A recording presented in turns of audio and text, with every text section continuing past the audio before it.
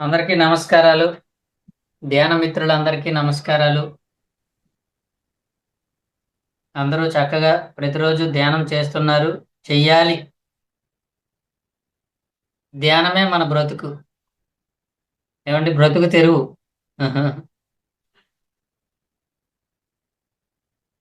ధ్యానం ప్రతిరోజు మనం చేస్తే ఎవరిని రక్ష కోరాల్సిన అవసరం లేదు. ఎవరి రక్ష మనకు అవసరం లేదు. ధ్యానం చెయ్యకపోతే ఎవరు మనల్ని రక్షించలేరు. ధ్యానం చేయకపోతే మనల్ని రక్షించేవాడు ఎవడు లేడు. ధ్యానం చేస్తే మనం ప్రత్యేకంగా రక్ష కోరవసరం లేదు. ఎందుకంటే మనకి ధ్యానమే మనల్ని రక్షిస్తుంది. మనల్ని ఎవరైనా రక్షించే మాస్టర్లు రక్షించినా మన ధ్యానం వల్లనే వాళ్ళు మనల్ని రక్షిస్తారు. ధ్యానమే మీడియం మనకి. కాబట్టి ఎవ్రీడే మనము ఆ ధ్యానం రెగ్యులర్గా చేయాలి. మొన్న పత్రిసారి యొక్క ఒక కాన్సెప్ట్లో ఒక మాట విన్నాను నేను, చాలా బాగా నచ్చింది. ఆయన ఏం చెప్పారంటే, ధ్యానం చెయ్యకపోతే ధ్యానం చెయ్యని వాళ్ళకి కష్టాలతో కూడిన నష్టాలతో కూడిన సుఖాలు ఉంటాయంట. వాళ్ళకి సుఖాలు ఉంటాయి, కానీ కష్టాలతో కూడిన సుఖాలు, నష్టాలతో కూడిన సుఖాలు. ధ్యానం చేసేవాడికి కష్టాలే లేని, నష్టాలే లేని, సుఖాలే సుఖాలు అన్నారు ఆయన. కాబట్టి మనకు సుఖాలు కావాలి. ఎలాంటి సుఖాలు కావాలి? కష్టాలే లేని, నష్టాలే లేని సుఖాలు కావాలి. కాబట్టి అందరూ కూడా రెగ్యులర్గా తప్పనిసరిగా ధ్యానం చేయాలి. ధ్యానం రక్షతి రక్షితః. మనం చేసే ధ్యానమే మనల్ని రక్షిస్తుంది. ఇంకొకటి ఏది మనల్ని రక్షించలేదు. అది సంగతి. Thank you very much madam. రోజు ధ్యానం చేయాలి. రోజు ఆత్మజ్ఞానాన్ని చెవిలో పోసుకోవాలి. మన చెవిలో ఆత్మజ్ఞానాన్ని నింపుకోవాలి. కొత్త కొత్త కాన్సెప్ట్లు.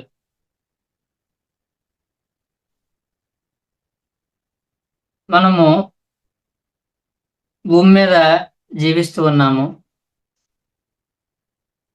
ఈ జీవించే వాళ్ళలో ఈ భూమి అనేది ఒక పాఠశాల. పాఠశాలలో అన్ని క్లాసుల వాళ్ళు ఉన్నట్టు ఈ భూమి మీద అన్ని తత్వాల వాళ్ళు ఉంటారు. రకరకాల తత్వాల వాళ్ళు ఉంటారు.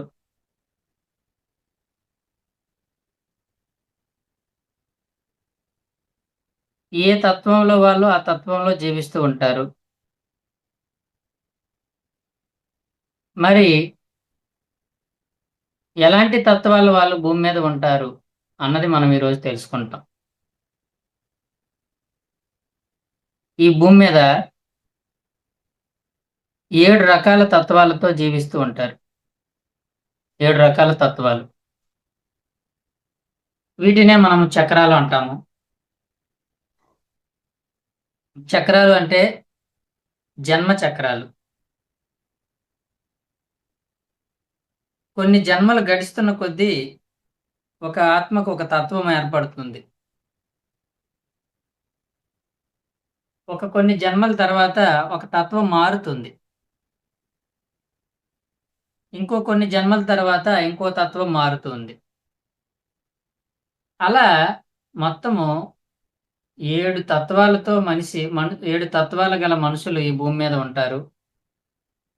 వీటినే 7 చక్రాలు అంటాం మనం. చక్రం అంటే మన శరీరంలో ఉండే చక్రాలు కాదు. చక్రము అంటే అది ఒక జన్మ చక్రము. కొన్ని జన్మల్లో ఒక తత్వంలో ఒక ఆత్మ జీవిస్తూ ఉంటుంది. అలా కొన్ని జన్మలు మారేసరికి ఇంకొక తత్వానికి మారుతుంది, ఎదుగుతుంది.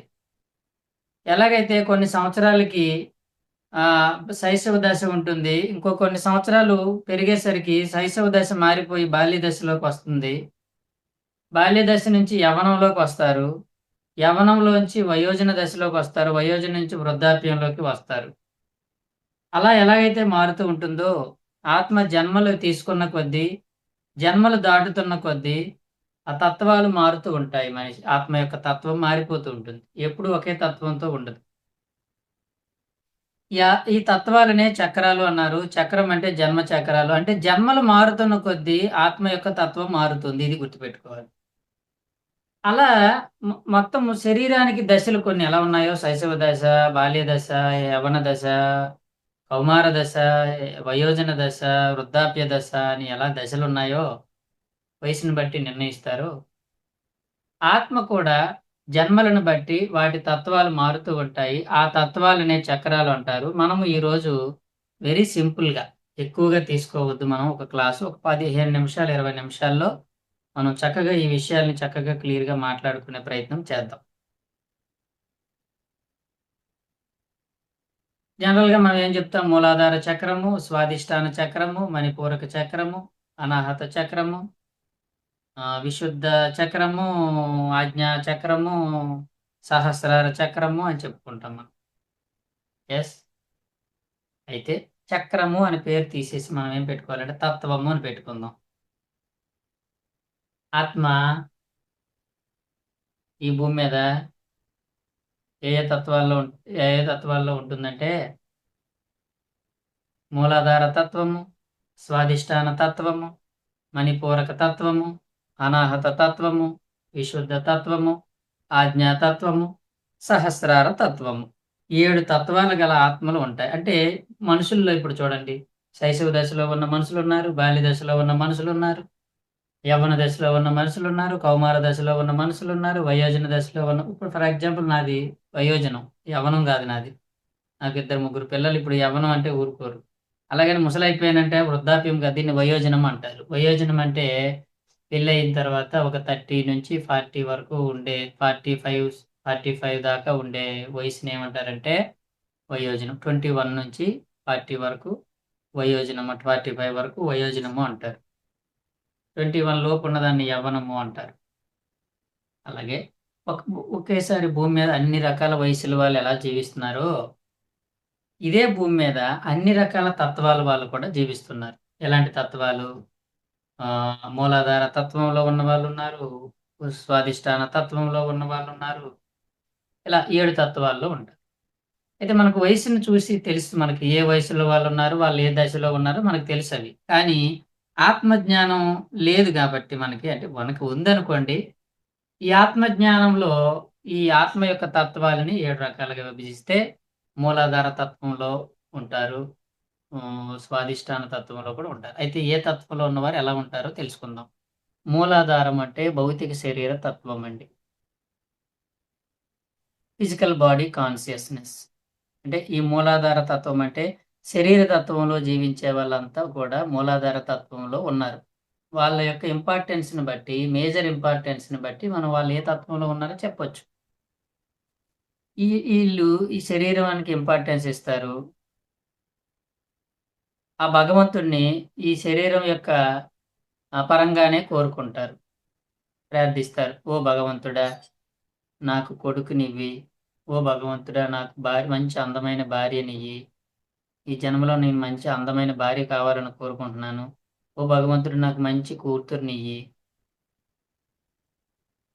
అని, ఓ భగవంతుడా మంచి సంపదలియ్యి నాకు. ఇలాగ నాకు ఇలా ఉండాలి, అలా ఉండాలి. అంటే భౌతిక శరీర పరంగా కోరుకుంటాడన్ని. ఇలా భౌతిక శరీర పరంగా భగవంతుడిని ప్రార్థించే దశ, భౌతిక తత్వానికే ప్రాముఖ్యతనిచ్చే తత్వము మూలాధార తత్వము. ఎక్కువగా ఈ భూమండలంలో ఎక్కువ శాతం ఎక్కువగా ఉండేవాళ్ళు మూలాధార తత్వంలోనే ఉంటారు. ఇకపోతే రెండవ తత్వము స్వాదిష్టాన తత్వము. ఈ తత్వంలో ఉన్నవాళ్ళు శరీరానికి ఇంపార్టెన్స్ ఇవ్వరు గానీ, కీర్తి ప్రతిష్టలకు, పేరు ప్రఖ్యాతులకు వాళ్ళ పేరు ప్రఖ్యాతుల కోసము, కీర్తి ప్రతిష్టల కోసము వారు ప్రార్థిస్తారు, కోరుకుంటారు. ఓ భగవంతుడా! నాకు మంచి పేరు ప్రఖ్యాతులుండాలి. నేను అందరిలో గొప్పవాడిగా ఉండాలి. నేను ఒక ఎమ్మెల్యేనవ్వాలి. లేకపోతే ఈ ఊరికి ప్రెసిడెంట్ అవ్వాలి. నాకు రాజకీయంగా మంచి ఎదుగుదలనియ్యి అని చెప్పి పేరు, పేరు కోసం దేవుడిని ప్రార్థిస్తాడు. అంటే వాడికి పేరు ముఖ్యం. నేను అందరి నోట్లో ఉండాలి. అందరి దగ్గర నేను మన్ననలు పొందాలి. అందరూ నా పేరు చెప్పుకోవాలి. అందరికీ నేనే బాస్‌గా ఉండాలి. అని చెప్పి కీర్తి ప్రతిష్టల కోసము, పేరు ప్రఖ్యాతుల కోసము ప్రాముఖ్యతనిచ్చే తత్వము, వాటి కోసమే భగవంతుడిని ప్రార్థించే తత్వము, స్వాధిష్టాన తత్వము. ఒక విధంగా చెప్పాలంటే మనసు యొక్క ప్రాధాన్యం ఉంటుంది. మూడవ తత్వం మణిపూరక తత్వం. ఇక్కడ శారీరకంగా ఉండదు. మానసికంగా ఉండదు. ఇక్కడ వీళ్ళు దేనికి ప్రాముఖ్యత అంటే విద్యలకు, చదువులకు. నేను మంచి డాక్టర్‌నవ్వాలి, మంచి ఇంజినీర్‌నవ్వాలి, మంచి సైంటిస్ట్‌నవ్వాలి, అయితే మంచి సంగీత విద్వాంసుడినవ్వాలి, మంచి క్రికెట్ ప్లేయర్ అవ్వాలి, మంచి ఫుట్‌బాల్ ప్లేయర్‌నవ్వాలి. ఏదో ఒక విద్యలో నేను రాణించాలి. ఓ భగవంతుడా! నాకు ఈ విద్యను ప్రసాదించు. నేను కలెక్టర్ అవ్వాలి. అని ఏదో ఒక వృత్తి, ఏదో ఒక విద్యలో ప్రత్యేక విద్యలో నేను రాణించేలాగా చేయి తండ్రి అని చెప్పి అంటే ఆ భగవంతుడిని వీళ్ళు విద్యలో కోరుకుంటారు. ఆ విద్యలే వీళ్ళకి ప్రాముఖ్యత. కీర్తి ప్రతిష్టలు అవసరం లేదు. కోరుకోరు. అలాగని పిల్లల గురించి అంత కోరికలు వీళ్ళకుండవు గానీ, వాళ్ళు పర్సనల్‌గా ఏదో ఒక విద్యలో నేను రాణించాలి. పలానా విద్యలో నేను టాప్‌లో ఉండాలి అని ఆ భగవంతుడిని ప్రార్థిస్తూ ఉంటారు. అబ్జర్వ్ చేయండి. మూలాధార తత్వంలో ఉన్నవారు ప్రార్థన చేస్తారు. భౌతిక వస్తువుల కోసము, భౌతికత్వం కోసం ప్రార్థన ఉంటుంది భగవంతుడిని. స్వాధిష్టానం వాళ్ళు కూడా ప్రార్థిస్తారు భగవంతుని. ఏమని ప్రార్థిస్తారు? వాళ్ళకి కీర్తి ప్రతిష్టల కోసము, వాటి కోసం ప్రాకులాడుతూ ఉంటారు. అంటే మిగతావి ఉంటాయి గానీ, ఇది ఎక్కువుంటుంది. ఎక్కువ పాళ్ళు. మూడవది మణిపూరక తత్వం వాళ్ళు కూడా ప్రార్థనలు చేస్తారు భగవంతుడిని. దేనికోసం ప్రార్థిస్తారంటే వీళ్ళు, ఏదో ఒక విద్యల్లో రాణించేలాగా, ఏదో ఒక ఇంపార్టెన్స్ వాళ్ళగా దానిలో కళల్లోని, విద్యల్లోని వాళ్ళు ప్రాముఖ్యత కలిగేలాగా అందులో రాణించాలని చెప్పి వాళ్ళు ప్రార్థిస్తారు. అందులో ఉండాలని ప్రయత్నం చేస్తారు. ఇందులో ఇది తప్పు కాదు, ఇది తప్పు కాదు, ఇది తప్పు కాదు. ఏది తప్పు కాదు. ఆ తత్వం యొక్క నేచర్ అలా ఉంటుంది. ఇప్పుడు చిన్న పిల్లవాడు తప్ప, యవ్వనంలో ఉన్నవాడు తప్ప, వయోజనంలో ఉన్నవాడు తప్ప అంటే ఎవడు తప్పు అందరూ కరెక్టే. ప్రతి ముసలివాడు ఒకప్పుడు చిన్న పిల్లోడే గాబట్టి, మరి ఏ తత్వంలో ఉన్నా అన్ని తత్వాలు సహజంగానే దాటాలి. ఏ పిల్లవాడు డైరెక్ట్‌గా పెద్దవాడు కానట్టే, ఏ మూలాధార తత్వం వాడు డైరెక్ట్‌గా సహస్రార స్థితికి చేరుకోడు. అది అసహజము, అసంభవము. కాబట్టి మై డియర్ ఫ్రెండ్స్, స్వాదిష్టాన తత్వము, మణిపూరక తత్వం అంటే విద్యల కోసం ప్రార్థన చేస్తాడు.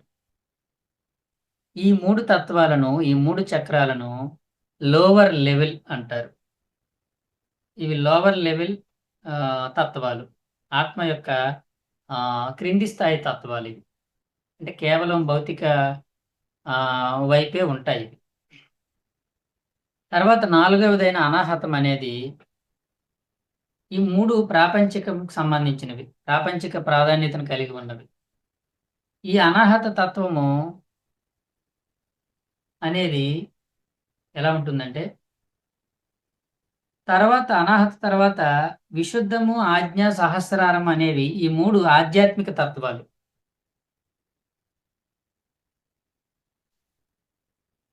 మూలాధారము, స్వాధిష్టానము, మణిపూరకము ప్రాపంచిక తత్వాలివి. విశుద్ధము, ఆజ్ఞ, సహస్రారము ఆధ్యాత్మిక తత్వాలు. ఈ మధ్యలో ఉన్న అనాహతం ఉందే, ఇది అటు ప్రాపంచిక తత్వము కాదు, ఇటు ఆధ్యాత్మిక తత్వం. మిడిల్ ఇది మధ్యలో ఉంటుంది.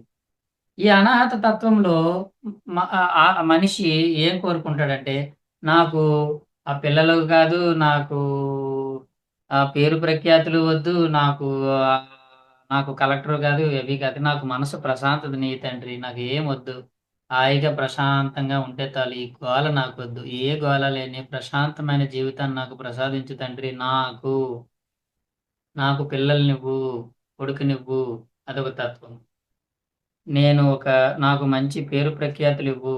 నా నాకు మంచి ఈ ఊరికి ప్రెసిడెంట్ అయ్యేలాగా చెయ్యి. నాకు మంచి పేరు ప్రఖ్యాతులు తీసుకువు. అదొక తత్వం. నేను ఒక మంచి కలెక్టర్‌నవ్వాలి, లేకపోతే నేను మంచి డాక్టర్‌నవ్వాలి, లేకపోతే నేను మంచి విద్వాంసుడినవ్వాలి అదొక తత్వం. నాకు ఏమి వద్దు తండ్రి, మనసు ప్రశాంతాన్నివ్వు తండ్రి అని తన కోసము ప్రశాంతతను కోరుకునే తత్వము అనాహత తత్వం. ఓకేనండి. తర్వాత విశుద్ధ తత్వం అనేది ఇది ఆధ్యాత్మిక తత్వం. ఆధ్యాత్మిక తత్వంలో మొట్టమొదటి తత్వం ఇది. ఏ ఇక్కడ కూడా ప్రార్థన ఉంటుంది. కానీ ఈ ప్రార్థన భగవంతుడిని తన కోసం ఏమీ అడగరు. ఇతరులకు మంచి చెయ్యి తండ్రి. అందరూ బాగుండాలి భగవంతుడా! అందరూ బాగుండాలి. అందరూ ఆరోగ్యంగా ఉండాలి. సర్వే జన సుఖినో భవంతు. అందరూ ఆరోగ్యవంతులుగా ఉండాలి. అందరూ భాగ్యవంతులుగా ఉండాలి. సబకో సన్మతి దే భగవాన్ అని గాంధీ గారు ప్రార్థించారు ఆ శ్రీరాముడిని. అంటే ఏమని ప్రార్థించాడాయన? అందరికీ మంచి మతినివ్వు తండ్రి అని చెప్పాడు. ఇక్కడ కూడా ప్రార్థన ఉంటుంది గానీ, ఇక్కడ తన కోసం ఉండదు. ఇతరుల కోసము. ఇతరులు మంచి సన్మతినివ్వండి, మంచి బుద్ధినివ్వండి, మంచి మనసునివ్వండి, అందరికీ మంచి జీవితాన్నివ్వండి అని ప్రార్థిస్తారు. అబ్జర్వ్ చేయండి. మొట్టమొదటి 3 తత్వాల్లో ప్రార్థన ఉంటుంది. తమ కోసం తాము ప్రార్థన ఉంటుంది. ఈ 4వ దశలో ఆధ్యాత్మిక తత్వంలో ఇక్కడ కూడా ప్రార్థన ఉంటుంది గానీ భగవంతుడిని, ఈ ప్రార్థనలో తమ కోసం తాము ప్రార్థన ఉండదు. ఇతరుల కోసము అది కూడా ఇతరులకి పిల్లల్నివ్వండి, ఇతరులకి పేరు ప్రఖ్యాతులివ్వండి, ఇతరులకి మంచి విద్యలనివ్వండి అని ఉండదు. ఇతరులకు మంచి బుద్ధినివ్వండి, మంచి మనసు కలిగి ఉండవ్వండి, అందరూ హాయిగా ఉండేలా చూడు తండ్రి అని చెప్పి ఆహ్, అందరి యొక్క క్షేమాన్ని కోరుకుంటారు, ప్రార్థిస్తారు. ఇది విశుద్ధ తత్వం. ఈ అశుద్ధం అంతా పోతుంది. అశుద్ధం అంటే తమ స్వార్థం కోసం ప్రార్థనలు పోతాయి. విశుద్ధం అనేది ఇది ప్రపంచం కోసము, లోకం కోసము ప్రార్థించే ప్రార్థన. ఇది విశుద్ధం. అయితే ఈ స్థితితో భగవంతుడిని ప్రార్థించడం అనేది క్లోజ్ అయిపోతుంది. ఇంక ప్రార్థనలుండవు. 5వ తత్వం వరకు అందరూ మేలు కోసము పాటుపడుతూ ఉంటారు. ఆ భగవంతుడిని ప్రార్థిస్తూ ఉంటారు. కానీ 6వ తత్వమైన ఆజ్ఞా తత్వంలోకి, ఆజ్ఞా చక్ర స్థితి అంటే ఆజ్ఞా స్థితిలోకి, ఆజ్ఞా తత్వంలోకి వచ్చేసరికి నో ప్రార్థన. అక్కడ సాధన ఉంటుంది. ఇది 6వ స్థితి. 6వ తత్వం. ఇక్కడ ధ్యాన సాధన ఉంటుంది. ధ్యాన సాధన ద్వారా ఇక్కడ భగవంతుడికి ప్రార్థనలుండవు. తానే భగవంతుడని తెలుసుకునే తత్వం ఇది. చూడండి ఎంత ఎదుగుతున్నాడో మనిషి. భౌతిక తత్వంలోంచి మానసిక తత్వంలోకొచ్చాడు. అక్కడి నుంచి బుద్ధి తత్వంలోకొచ్చాడు. అక్కడి నుంచి కొంచెము అనాహత తత్వం అంటే శాంతి. నాకు శాంతి కావాలి. ఓం శాంతి, శాంతి, శాంతి అంటే. ఆ తర్వాత అందరూ బాగుండాలనే తత్వం నుంచి ఇప్పుడు అందరూ బాగు సంగతి కాదు గానీ, అసలు నేనెవరో నేను తెలుసుకోవాలి అని తెలుసుకొని, తన గురించి తాను తెలుసుకుంటూ, సత్యం తెలుసుకోవడం కోసము సాధన చేస్తూ, నేనే భగవంతుడిని అనే భావంతో ఉంటాడు. ఇంక భగవంతుడిని ప్రార్థించడం ఉండదు. తానే భగవంతుడని తెలుసుకునే తత్వం అది. ఇది ఆజ్ఞా తత్వము. ఇక్కడ ప్రార్థన ఉండదు. సాధన ఉంటుంది. ఇక్కడ అందరూ కూడా భగవంతుడు ఉన్నాడని నమ్ముతారు. భగవంతుడు ఉన్నాడు గాక. కానీ అది నేనే అని తెలుసుకుంటాడు. ఎంత ఎదికేటి చూడండి. అంతకుముందు ఎక్కడో ఉన్న భగవంతుడి కోసం ప్రార్థించిన తత్వం నుంచి తానే భగవంతుడని తెలుసుకునే తత్వానికి మారాడు అంటే ఎంత ఎదిగినట్టు. కాబట్టి ఈ ఆజ్ఞాతత్వంలో సాధన ఉంటుంది. ఈ సాధన ఇక్కడతో ఈ సాధన పూర్తయిపోయినప్పుడు సత్యం తెలుసుకున్న తర్వాత అప్పుడు ఇంకా అతను అక్కడతో ఆయన యొక్క ఆహ్, హ్మ్. దాన్నేమంటాము డెవలప్‌మెంట్. ఆయన యొక్క కోర్స్ కంప్లీట్ అయిపోయింది. ఆజ్ఞాతత్వంతో. తెలుసుకున్నాడు. తన గురించి తాను తెలుసుకున్నాడు. అవగాహన పొందాడు. ఇకపోతే సహస్రార తత్వంలోకొచ్చేసరికి ఇంకక్కడ కంప్లీట్‌గా సత్యమే రాజ్యమేలుతుంది. తాను సత్యమే పలుకుతాడు. నోట్లోంచి సత్యవాక్కులే వస్తాయి. సత్యం కోసమే పని చేస్తూ ఉంటాడు. సత్యాన్ని వ్యాప్తి చేస్తూ ఉంటాడు.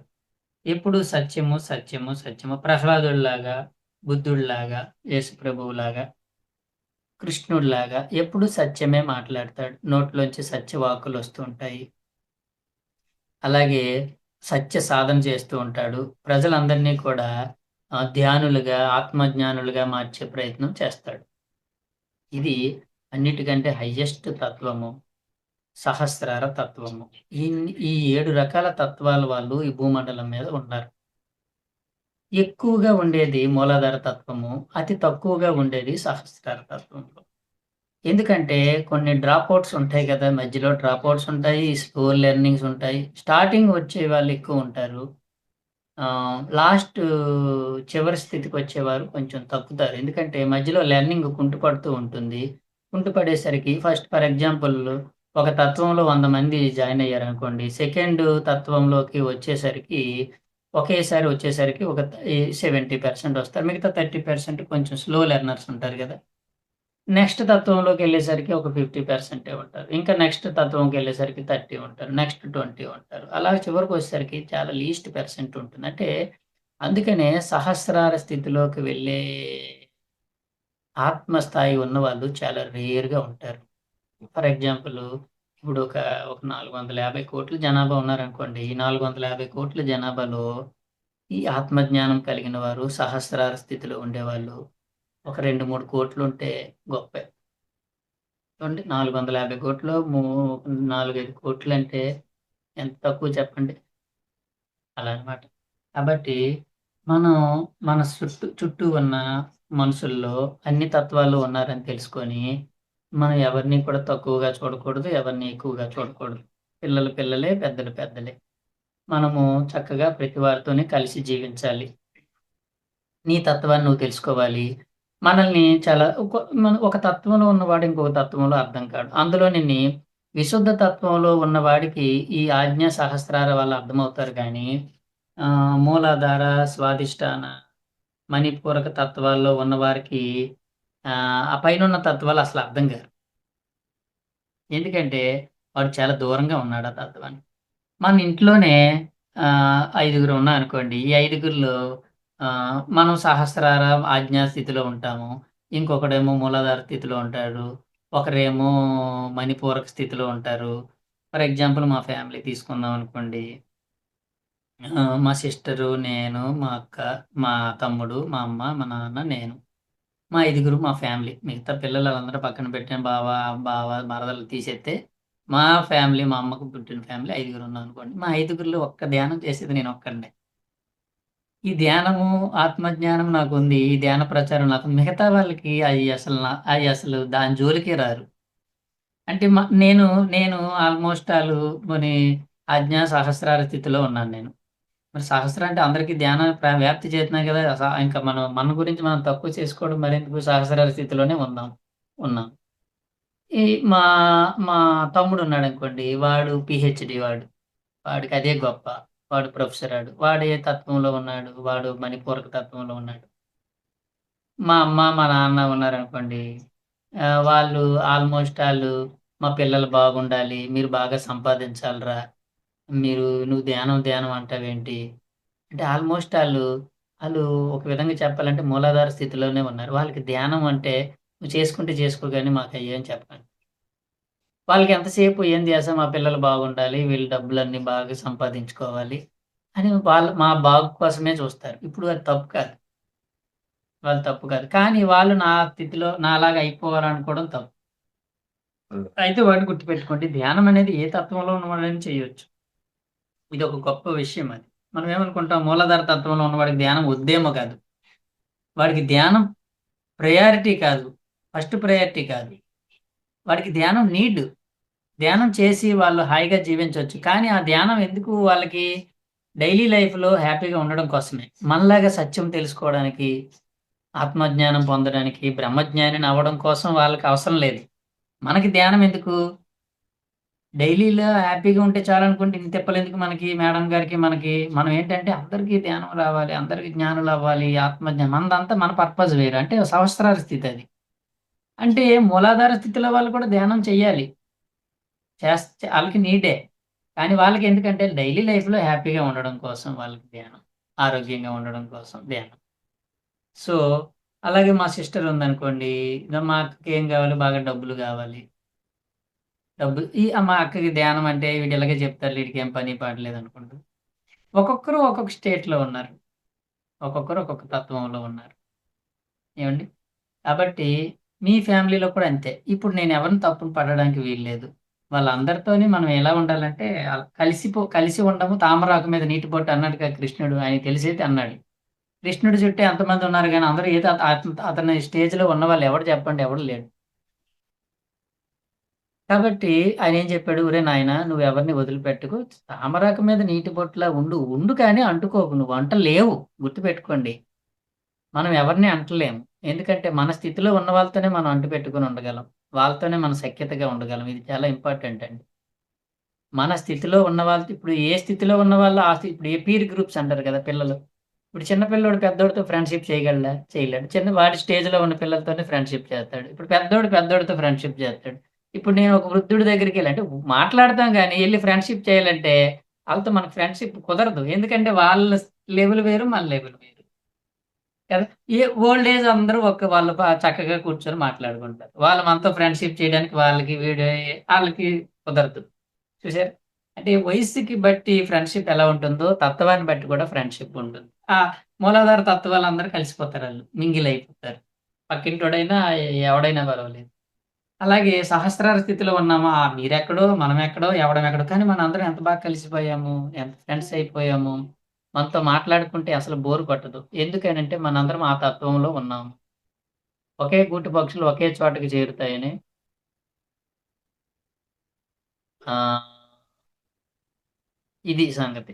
కాబట్టి మనం అర్థం చేసుకోవాల్సిందేంటంటే మనం అనుకుంటాం మనం ఏ తత్వం మనది మన ఇంపార్టెన్స్ దేనికి? మనకి ధ్యాన ప్రచారం ఇంపార్టెన్స్ కాబట్టి మనం సహస్రార స్థితిలో ఉన్నాం. సహస్రార స్థితిలో కూడా పరిపూర్ణత సాధిస్తే ఓకే. సాధించకపోతే ఏమవుతుంది? ఇంకా ఏమైనా ఇన్‌కంప్లీట్‌నెస్ ఉంటే మళ్ళీ వచ్చి మళ్ళీ దాన్ని పూర్తి చేసుకుంటాం. లేదు చక్కగా మనం చేయవలసినంత చక్కగా చేశామనుకుంటే ఇదే కంప్లీట్ అవుతుంది. No problem. కాబట్టి ఫ్రెండ్స్ మనము 7 తత్వాలు అవే చక్రాలంటే. నిజానికి చక్రాలంటే ఈ శరీరంలో గిర్రం తిరిగే చక్రాలు అనుకుంటారు గానండి అవి కావండి. పత్రి సార్ చెప్పారివి. నాకప్పుడు అర్థమైంది. శరీరంలో చక్రాలేముంటాయి? కిడ్నీలు, గుండెకాయలుంటాయి గానీ చక్రాలుంటాయా? ఇందులో ఉండవు. అవి కుండలినిలో చెప్తారు చక్రాలని గానండి, నిజానికి అది యాక్చువల్‌గా వేరే సబ్జెక్ట్ అది. మనం ఆ విధంగా చూడకండి. చక్రాలని కుండలినితోని, నాడీ మండలంతో కలిపి చెప్పకండి. అది ఆలోచించినా అర్థం కాదు. చక్రాలనేవి స్థితులు. జన్మ చక్రము. జన్మ చక్రాన్నే చక్రమన్నారు. కొన్ని జన్మలంతా ఒక చక్రంలో ఉంటారు. అంటే మూలాధార తత్వంలో కొన్ని జన్మలుంటారండి. మోజు తీరిపోతుంది శరీరం మీద. మనసులోకొత్తాడండి. అంటే ఆ మనసు యొక్క స్థితిలో కొన్ని జన్మలుంటారండి. అక్కడ మోజు తీరిపోతుందండి. అక్కడ రకరకాల విద్యల కోసం కొన్ని జన్మలెత్తుతాడండి. అక్కడ మోజు తీరిపోతుందండి. ఏ విద్యలు వద్దు, ఏ గోల వద్దురా నాకు ప్రశాంతం కావాలిరా దేవుడా అంటాడండి. ప్రశాంతంగా ఉండి, ఉండి శాంతి పొంది ఇంతేనా ఇది కాకుండా నన్ను నేను తెలుసుకోవాలని ప్రయత్నం చేస్తాడండి. అక్కడ కొన్ని జన్మలు గడుస్తూ ఉంటాయండి. అంతా తెలుసుకున్న తర్వాత తెలుసుకున్న తర్వాత నా గురించి నేను తెలుసుకున్న ఇంకేంటి బోర్. ఇప్పుడు అందరికి చెప్పాలండి. అక్కడ కొన్ని జన్మలు ఆ తత్వంలో ఉంటాడు. అంతే వెరీ సింపుల్ అండి ఇది. ఇవి 7 తత్వాలు. 7 తత్వాలంటే ఏదో అనుకోకండి. కాబట్టి 7 తత్వాలు అన్న 7 చక్రాలు, 7 జన్మతిథులు. ఇప్పుడు మనందరం ఒక్కొక్క తత్వంలో ఉంటాం. ఓకేనండి. ఒకే తత్వంలో వెనక ముందు గూడా ఉండొచ్చు. ఫర్ ఎగ్జాంపుల్ సహస్రార స్థితిలోనే కొన్ని జన్మల ముందు ఉండొచ్చు. కొన్ని జన్మలు వెనక్కి ఉండొచ్చు. ఓకే. ఆహ్, స్వాధిష్టాన తత్వంలో కూడా ఇనీషియల్ స్టేజ్‌లో ఉన్నవాడు వాడి స్వార్థమే చూసుకుంటాడు. అవతల వాడు ఎలా పోయినా పర్వాలేదు నా పదవి కావాలంటాడు. స్వాధిష్టానంలో లాస్ట్ స్టేజ్‌లో ఉన్నవాడు ఎలా ఉంటాడంటే, రాజకీయాల్లో ఉంటాడు గానీ బాగా హెల్ప్ చేస్తాడు. మేలు చేస్తాడు. స్వార్థం కోరుకోడు. చూడండి రాజకీయ నాయకుల్లో 2 రకాలుంటారు. వాడి స్వార్థం కోసము అవతల వాడు ఎలా పోయినా పర్వాలే వాళ్ళని మోసం చేసి వీడు పదవులు పొందుతూ ఉంటాడు. అర్థమైందండి? వాడిని చంపో, వాళ్ళని మోసం చేసో వీడిని పదవి ఇదొక రకం. ఇంకొంతమందుంటారు పదవి కన్నా కూడా వాళ్ళు సేవ చేస్తుంటారు. ఆ పదవి ద్వారా ఆళ్ళు సేవ చేస్తూ ఉంటారు. అందరికి హెల్ప్ చేస్తూ ఉంటారు. మంచిని కోరుకునే అంటే వీడేంటి స్వాధిష్టాన తత్వములోనే చివరి దశలో ఉంటాడు. అక్కడి నుంచి మణిపూరక తత్వంలోకి వస్తాడు. ఓకే. హ్మ్. మణిపూరక తత్వంలో కూడా వాడికి డబ్బులు సంపాదించే విద్యల్లో కొంతకాలం ఉంటాడు. చివరికొచ్చేసరికి డబ్బుల గురించి కాదులే. ఆ విద్య మీద మోజు వాడికి. సంగీతం ఉంటుంది. వాడి డబ్బుల గురించి కాదు. సంగీతం బాగా నేర్చుకుంటాడు. అవి వాయిస్తుంటే వాడికి ఆనందం. అంటే ఆనందం కోసము విద్యలు నేర్చుకుంటూ ఉంటాడు. కొంతమంది పెద్ద పెద్ద డాక్టర్లుంటారు. ఫ్రీగా వైద్యం చేస్తూ ఉంటారు. కొంతమంది డాక్టర్లుంటారు. వాడికి దొరికింది దక్కి దొరికినట్టు దోచుకుంటుంటాడు. 2 రకాల డాక్టర్లున్నారు. కొంతమంది సంగీతజ్ఞులున్నారు. కచేరీలు పెడతారు. బాగా డబ్బులు లాగుతారు. కొంతమంది సంగీతజ్ఞులున్నారు. అసలు డబ్బుల కోసం ఆలోచించరు. వాడు ఆనందంతో వాడు వాయిస్తుంటే అవతల వాడు ఆనందిస్తూ ఉంటాడు. ఓకే. ఇదనమాట. అలా ఒకే తత్వంలో కూడా లెవెల్స్ ఉంటాయి. ఇది మనం ఆలోచించి అర్థం చేసుకోవాలి. ఊరికే ఒక క్లారిఫికేషన్ నాకు ఏంటంటే, ఏదైనా ఒక విషయం నాకు అర్థమయ్యి, కొంచెం బాగా అనిపించిందంటే నేను చెప్పేయాలనుకుంటానది. నేను ఆ మధ్య విన్నానిది. పత్రి సార్ దగ్గర విన్నాను. అబ్బా! ఇది నేను అంతకు ముందు 4, 5 సార్లు విన్నాను గానీ ఎప్పుడు పట్టుకోలేదు దీన్ని. ఇదేదో బావుందే! నేను చక్రాలంటాను గానీ ఇలా ఎప్పుడు చెప్పలేదు నేను. ఇంకోలా చెప్పాను గానీ ఇది చెప్పాలి అందరికి తెలియాలి అని అనుకున్నాను. నాకు తెలిసినట్టు నేను ఎక్స్‌ప్రెస్ చేశాను. కాబట్టి మీ అందరికి అర్థమయిందనుకుంటాను. కాబట్టి మీరు గుర్తుపెట్టుకోండి మనందరము సహస్రార స్థితిలో ఉన్నాము. Almost all. కాబట్టి మనల్ని తక్కువ అంచ మనం దిగజారిపోకూడదు. దిగిపోకూడదు. దిగాలన్నా నువ్వు దిగలేవు. అందుకని మనం చూడండి అది తప్ప ఇంకోటి నచ్చదు. ఒకవేళ ఎప్పుడైనా కిందకెళ్ళినా బాబోయ్! అక్కడ ఉండలేమురా బాబు మళ్ళీ ఇటే వస్తాం మనం. సో, హ్మ్. ఇది సంగతి. కాబట్టి ఏ తత్వం వాళ్ళని మనం తక్కువ చేసి చూడకూడదు. వాళ్ళని అందులో జీవించనివ్వాలి. వాళ్ళకి వాళ్ళతో మనం తామరాకు మీద నీటి బొట్టులా ఉండాలి. మా మా పేరెంట్స్‌తోని అంత అమ్మా నాన్నైనా నేను మరీ అటాచ్‌మెంట్ నాకు లేదు. అందరితో ఉంటాం కానీ, నాకు అందరితోని కూడా తామరాకు మీద నీటి బొట్టు వ్యవహారమే. ఉన్నంత సేపు కలిసిమెలిసి ఉంటాం. తర్వాత వాళ్ళ గురించి ఆలోచించడం, ఫోన్‌లు మాట్లాడి, ఎలా ఉన్నావు? ఏం చేస్తున్నావు? ఏం వండావు? ఏం తిన్నావు? పిల్లలెలా ఉన్నారు? పిల్లలెలా చదువుతున్నారు? ఈ సోదంతా నో సోది. ఏంటి సంగతులు? ఓకేనా? అంతే టక్ 1 మినిట్‌లో అయిపోద్దంతే మనకి. అంతే తప్ప ఓహ్! ఆళ్ళ విషయాలన్నీ మన బుర్రలో యేసుకొని, మన బుర్రలో ఉన్నయన్ని ఆళ్ళ బుర్రలో యేసి ఇంకా ఆ వ్యవహారం ఎవడికుంటుంది? కింద స్థాయి తత్వాల్లో ఉన్న వాళ్ళకుంటుంది. మనదంతా తామరాకు మీద నీటి బొట్టు. అటు కాసేపు అటెళ్తాం, ఇటెళ్తాం దేనిగా అంటు. వాళ్ళకర్థం కాము మనం. ఈడేంటి మనతో కలిసున్నట్టా? కలిసి లేనట్టా? ఈడేంటి మాకర్థం కాడు. ఈడేంటో నాయనా అంటారాళ్ళు. అలా ఉన్నామంటే మనం బానే ఉన్నట్టు. కాబట్టి మనం కంగారు పడిపోతాం ఒక్కోసారి. ఏంటి ఈళ్ళు మనల్ని ఇలా చూస్తున్నారే అనుకుంటాం. అది అంతే నాయన అలాగే చూస్తారాళ్ళు. మనం ఉండేది అలా ఉన్నాం కాబట్టి అలా చూస్తారు. బద్రి సార్ అనేవాడు. "ఒరేయ్! ప్రాపంచిక జనులు నిన్ను పిచ్చోడు అనుకోకపోతే అసలు నువ్వు ధ్యానం చేసినట్టే కాదురా" అనేవాడాయన. ఆళ్ళు నిన్ను పిచ్చోడు అనుకోవాలంట. అప్పుడు నువ్వు బాగా ధ్యానం చేసినట్టంట. కాబట్టి అది మనం అనుకుంటే అది సహజమది. చక్కగా మనం ధ్యాన ప్రచారం చేద్దామండి. శాకాహార ప్రచారం బాగా చేయాలండి. శాకాహారం గురించి చెప్పాలి అందరికి. మనకి ఎక్కువ మార్కులు రావాలంటే మన ఆత్మకి ఎవడు ఎక్కువ మార్కులు పొందుతాడంటే ఎవడు శాకాహారం గురించి ఎక్కువ ప్రచారం చేస్తే వాడికి ఎక్కువ మార్కులొస్తాయి. అలాగే వీలైనంత మట్టుకు అందరూ కూడా ఏం చేయాలంటే వాళ్ళ ఊర్లల్లోనూ, వాళ్ళ గుడిలోనో ఎక్కడో దగ్గర క్లాసులు పెట్టాలండి. ధ్యానం పెట్టి కొంతమందికైనా ఈ ధ్యానాన్ని మనం అందిస్తేనండి, ఇంక మనం ఈ భూమి మీదకి రావాల్సిన అవసరం లేదు. లేకపోతే ఏమవుతుందంటే అది బాకీ ఉండిపోతాం మనం. ఎవడికి చెప్పకుండా, ధ్యానం నేర్పించకుండా, ఆత్మజ్ఞానం నేర్పించకుండా ఎళ్ళిపోయామనుకోండి, ఆ బాకీ మళ్ళీ తీర్చడానికి రావాల్సిందే. కనిపించిన వాళ్ళకి ఒక ఊర్లో ఉన్నారనుకోండి, అనుకూలంగా ఉన్న చోట ఏ టెంపుల్‌లో తెలిసినోళ్ళుంటారు గదా! మనం ధ్యానం నేర్పిస్తామని జెప్పి ఒక 10 మందికో, 20 మందికి ఆ ఊర్లో వాళ్ళని పిలిచి ధ్యానం నేర్పించటం. ఒక 2 గంటలు క్లాస్ పెట్టడం, కాసేపు ధ్యానం చేయించి, కాసేపు క్లాస్ పెట్టడం. ఒక 7 రోజులు. అలా చిన్న చిన్నగా స్టార్ట్ చేయండి. అలా ఖాళీగా ఉండకండి. ఎంతసేపు విన్నారు సరిపోయింది. విని ఇంకేం చేయాలి నెక్స్ట్ డ్యూటీ ఏంటంటే, అందరికీ ధ్యానాన్ని, శాకాహారం గురించి చెప్పండి. నిర్మొహమాటంగా చెప్పండి. మనం చెప్తూ ఉంటే మాస్టర్‌లు మనకు బాగా సహకరిస్తారండి. ఎందుకంటే వాళ్ళ డ్యూటీ మనం ఇక్కడ చేస్తున్నప్పుడు వాళ్ళు మనకు సహకరించరు. ఇప్పుడు వాళ్ళ యొక్క లక్ష్యం అది. ఈ భూమండలం అంతా చక్కగా అందరూ అహింస ఉండాలి. అందరూ ధ్యానులు కావాలని. దానికోసం మనం ఇక్కడ ప్రయత్నం చేస్తుంటే వాళ్ళు మనకు అయ్యో! మా వాడు ఇంత పని చేస్తున్నాడే వీడికి అవసరానికి నేను చేయకపోతే ఎలా అనుకుంటాడు. మనమేం ఆశించక్కర్లేదు వాళ్ళు చేస్తారు. కాబట్టి గుర్తుపెట్టుకోండి. మాస్టర్స్ యొక్క సహకారం ఎవడికి ఉంటుందంటే, ఎవడైతే ధ్యాన ప్రచారం, శాకాహార ప్రచారం చేస్తాడో, అలాంటి వాళ్ళకి మాస్టర్స్ యొక్క సహకారం బాగుంటుంది. కాబట్టి అందరూ అన్ని రకాల తత్వాల వాళ్ళుంటారు. అందరికీ మనం చెప్తూ ఉంటాము. వినేవాళ్ళు వింటారు. లేని వాళ్ళు లేదు. కానీ మన ప్రయత్నం మనం చేద్దాము. ఇది సహస్రార స్థితి లక్షణం కాబట్టి. కాబట్టే మనం ధ్యానంలోకి వచ్చాము. సజ్జన సాంగత్యంలో ఉన్నాం. లేకపోతే మనం ఎందుకు ఉంటామండి? మనం హాయిగా తినేసి శుభ్రంగా 10 అయ్యేసరికి హ్యాపీగా పడుకుంటాం. ఎవడికి నిద్ర రాదు. ధ్యానం చేసేవాడికి ఎవ్వడికి ఈ టైంలో నిద్ర రాదు. శుభ్రంగా ధ్యానం చేయకపోతే నిద్రే రాదు మనకి. మిగతా వాళ్ళకి ధ్యానం చేయరు. శుభ్రంగా పడుకుంటారు. మనకెందుకు రావట్లేదంటే, నాయనా నువ్వు ధ్యానం వాడివి. ధ్యానం వాడికి ధ్యానం చేయకపోతే ఎలా నిద్ర ఎలా వస్తుంది చెప్పండి. సో, అది సంగతి. Thank you very much madam. చాలు. ఈ మాత్రం అవగాహన చేసుకోగలిగితే చాలు. ఇంకెప్పుడైనా ఇంకో కాన్సెప్ట్‌తో వద్దాము. మరి అవకాశం ఇచ్చారు చక్కగా. 7 తత్వాల మనుషులు ఉంటారు అని మనం తెలుసుకున్నాము. ధ్యానము, శాకాహార ప్రచారం విశేషంగా అందరూ చెయ్యాలని తెలుసుకున్నాము. అదే మన ఎదుగుదల తెలుసుకోండి. సబ్జెక్ట్ అనేది జస్ట్ సమాచార సేకరణే. అంతే తప్ప ఇది ఎదుగుదల కాదు.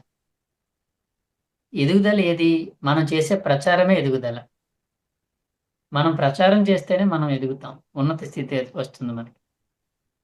సబ్జెక్ట్ నేర్చుకున్న సబ్జెక్ట్ అనేది మనం సమాచార సేకరణ అంతే. ఓహో! ఇదా? అదా? అని తెలుసుకుంటున్నాం. ఆత్మకు ఒక సేకరణ సమాచారం అంతే తప్ప ఎదగడం కోసము రెండే. ధ్యానాన్ని అందరికీ బోధించడం. బుద్ధుడు అందరికీ బోధించాడు గాబట్టి ఆయన అంత ఉన్నత స్థితికెళ్ళాడు. ఎవరైనా బోధించకపోతే, బోధకుడు కాకపోతే ఎవరు బోధించేవాడినే బుద్ధుడంటారు. పత్రిసారి చెప్పేవారు కదా! 3 రకాలు. అరిహంతు, ఆధ్యాత్మికతలో 3 స్థితులుంటాయంట. అరిహంతు, బోధిసత్వ, బుద్ధ. అరిహంత్ అంటే అర్థం అరి అంటే శత్రువు. హంత్ అంటే హతమార్చడం. అరిహంత్ అంటే తనలోని శత్రువులని హతమార్చుకునేవాడు. దేని ద్వారా? ధ్యాన సాధన చేసి తనలోని కోపాన్ని, క్రోధాన్ని, అసూయను, ఆలోచనలను వాటిని చంపేసి, శత్రువులను చంపేసి ఉన్నవాడు అరిహంత్. అంటే తనలోని శత్రువులను సాధన ద్వారా తనలోని శత్రువులను చంపి తను సిద్ధిని పొందేవాడు. ధ్యాన సిద్ధిని పొందేవాడు. ధ్యానం ద్వారా తనలోని శత్రువులను చంపేవాడు, పోగొట్టుకునేవాడు అరిహంత్. బోధిసత్వ అంటే ఏంటంటే, తాను అరిహంత్ అయిన తర్వాత, ధ్యానంలో సిద్ధి పొందిన తర్వాత, తన చుట్టూ ఉన్న వాళ్ళకి, తన దగ్గరికి వచ్చిన వాళ్ళందరికీ ధ్యానం గురించి, ఆత్మజ్ఞానం గురించి చెప్పేవాడు బోధిసత్వ. బోధిసత్వ అంటే తన చుట్టూ ఉన్నవారికి, వీడు ఎక్కడికి వెళ్ళడు, వచ్చిన వారికి చెప్తూ ఉంటాడు. ఇంటికొచ్చేవారికి, కనిపించేవాడికి. బుద్ధ అంటే ఏంటంటే, ఊరూరు తిరిగి మరి వీడే అందరి దగ్గరికి వెళ్లి చెప్పేవాడు బుద్ధ. అరిహంత్ అంటే వాడు సాధనలో తనను తాను ఆహ్, క్లియర్ చేసుకునేవాడు. అదే అరిహంత్. శత్రువుల్ని హతం చేసుకునేవాడు. అరిహంత్. బోధిసత్వ అంటే ఏంటి? తన దగ్గరికొచ్చే వాళ్ళకి బోధించేవాడు బోధిసత్వ. బుద్ధ అంటే ఏంటి? తాన దగ్గరికి రావడం కాదు. తినే అందరి దగ్గరికి పోయి, "ఒరేయ్ నాయనా ధ్యానం చెప్తాను రండ్రా" అని చెప్పి అందరిని ధ్యానంలో కూర్చోబెట్టి బతిమాలో, బుజ్జగించో, నచ్చజెప్పో, మీకో విషయం తెలుసా అని చెప్పడం. ఏదో విధంగా మనం దానిలో అది కూడా మన నైపుణ్యం సంపాదించుకొని చక్కగా చేస్తే అది బుద్ధ. అందుకనండి మన బుద్ధత్వం అనేది హైయెస్ట్ స్టేజ్. కాబట్టి మనందరం చేద్దాము. టైం వేస్ట్ చేయకుండా. అతిగా చేయక్కర్లేదు. కనీసం చేయకుండా ఉండకుండా జాగ్రత్త పడదాం. థాంక్ యూ అమ్మ.